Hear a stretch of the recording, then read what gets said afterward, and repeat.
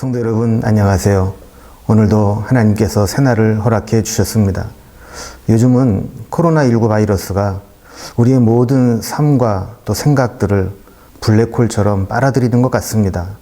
이런 상황에서도 조용히 하나님을 바라보고 말씀을 붙잡는 것이 우리의 신앙인의 자세인 줄로 믿습니다. 오늘도 예수님을 묵상하며 하루를 시작하겠습니다. 오늘 우리가 함께 묵상할 말씀은 요한복음 13장 4절에서 7절까지 말씀입니다. 함께 보시겠습니다. 저녁 잡수시던 자리에서 일어나 겉옷을 벗고 수건을 가져다가 허리에 두르시고 이에 대야에 물을 떠서 제자들의 발을 씻으시고 그 두르신 수건으로 닦기를 시작하여 시몬 베드로에게 이르시니 베드로가 이르되 주여 주께서 내 발을 씻으시나이까?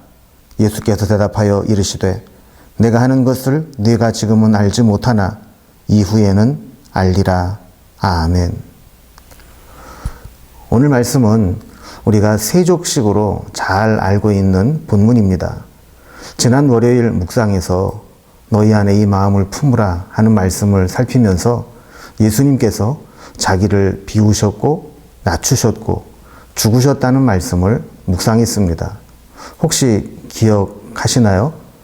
오늘 본문은 그 중에 예수님의 낮아지심에 대한 실천과 본을 보여주신 장면입니다. 오늘 본문의 배경은 예수님께서 잡히시기 전날 제자들과 함께 최후의 만찬이라고 부르는 유월절 식사를 할 때였습니다. 우리가 잘 아는 대로 유대인들의 식사는 반쯤 누운 자세로 편안하게 대화를 나누며 식사를 하는 겁니다. 레오나르도 다빈치의 성화, 이 최후의 만찬처럼 이렇게 테이블이 세팅이 되어 있고 식탁에 또 의자에 앉아서 식사를 하는 장면은 실제 상황과는 맞지 않습니다. 그림을 그리기 위해서 설정한 의도적인 배치라고 볼 수 있는 것이죠. 어쨌든 편안한 자세로 식사를 하고 있던 중에 예수님은 그 자리에서 일어나 나가십니다.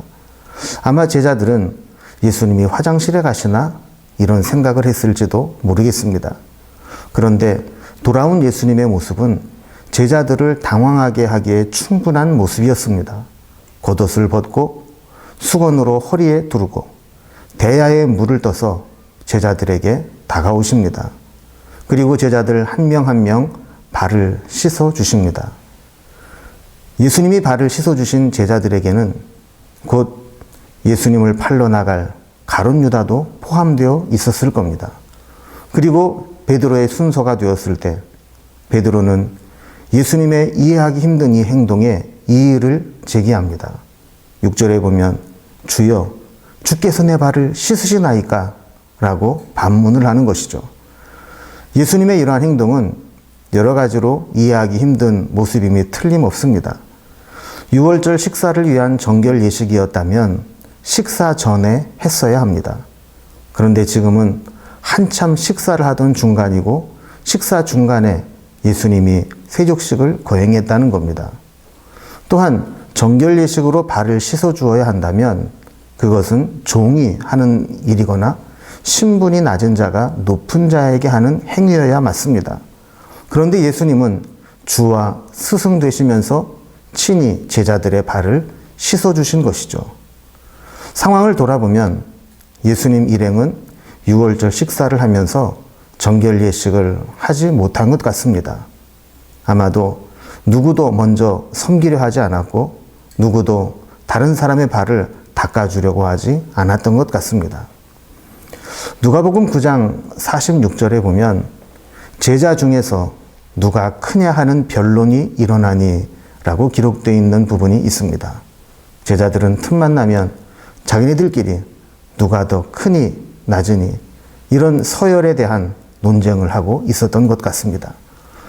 마태복음 20장 21절에 보면 세베대의 아들의 어머니가 그 아들들을 데리고 와서 나의 이 두 아들을 주의 나라에서 하나는 주의 우편에 하나는 주의 좌편에 앉게 명하소서라고 청탁합니다.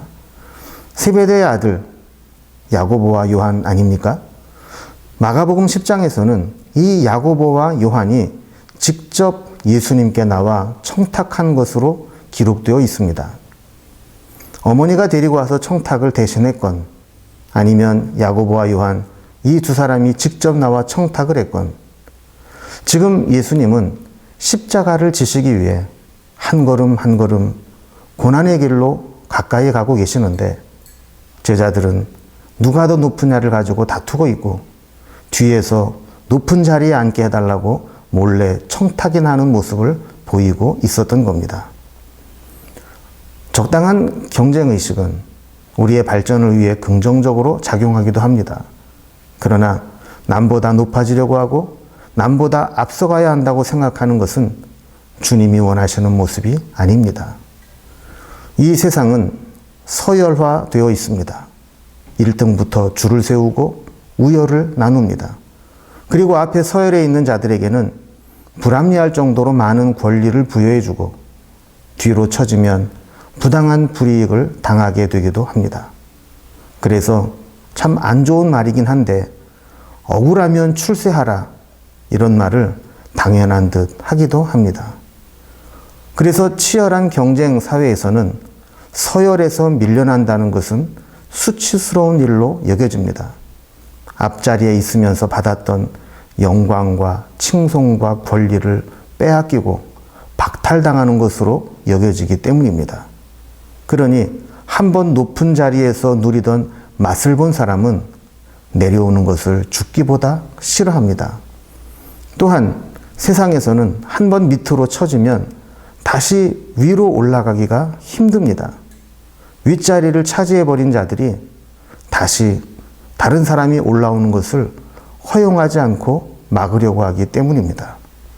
그런데 이런 세상의 원리와는 정반대의 삶을 예수님은 사셨습니다. 예수님은 스스로 내려오셨습니다.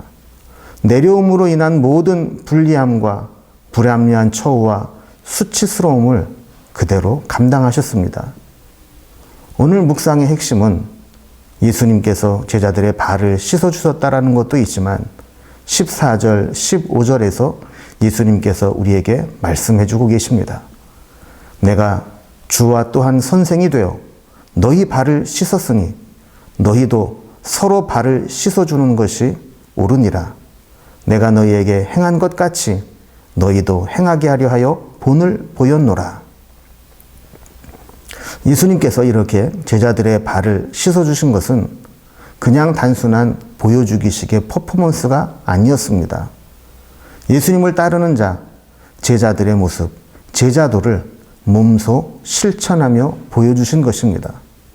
서로 눈치만 보고 낮아지려고 하지 않고 서로의 발을 씻어주지 않으려고 하는 제자들에게 너희도 서로 발을 씻어주는 것이 옳으니라 라고 말씀하시면서 내가 너희에게 행한 것 같이 너희도 행하게 하려 하여 본을 보였노라 말씀합니다. 세족식은 다른 사람의 발을 씻거나 또 씻김을 받으면서 은혜 받았다고 눈물을 흘리는 것, 이것이 세족식의 의미를 아는 것이 아닙니다. 우리는 경쟁심으로 살아갈 때가 많습니다. 지고는 못 사는 사람들이 있습니다. 심지어 선배도 이겨먹으려고 하고 윗사람도 이겨먹으려고 하는 것이 이 세상의 원리입니다. 그런데 교회도 그런 모습을 닮아가고 주님을 따른다고 하는 사람도 그러한 모습으로 살아갈 때가 많습니다. 오늘날 기독교의 문제 중에 하나는 교회가 귀족 교회가 되어가고 있다는 겁니다. 돈 있고 힘 있는 자들이 교회에 모이고 교회 안에서도 돈 자랑, 힘 자랑하는 공동체가 될 때 그 공동체는 예수님의 공동체가 아니라 사람의 공동체가 되는 겁니다. 사도 바울은 이러한 말씀을 실천했습니다. 고린도전서 9장 19절에 보면 내가 모든 사람에게서 자유로우나 스스로 모든 사람에게 종이 된 것은 더 많은 사람을 얻고자 함이라 라고 고백합니다. 자유자이고 자유로우나 스스로 종이 되어 사는 것, 이것이 제자입니다. 오늘 하루 내가 내려갈 자리, 더 낮아져야 될 자리가 어디인가를 묵상하며 한 계단이라도, 한 걸음이라도 내려옴을 실천하는 하루가 되기를 바랍니다.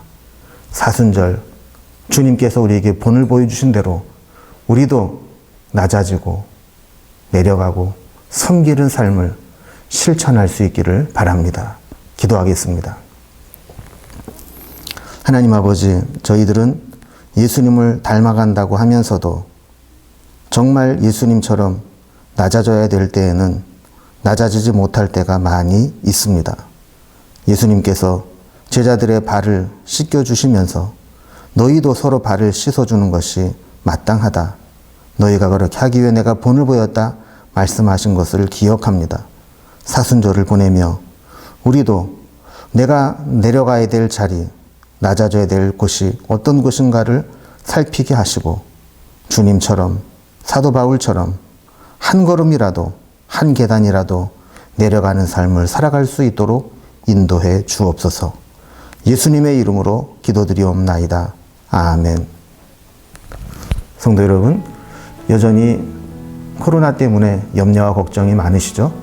하나님께서 우리 모두와 우리의 가족들, 또 우리의 삶을 지켜주시고 보호해 주시기를 기원합니다.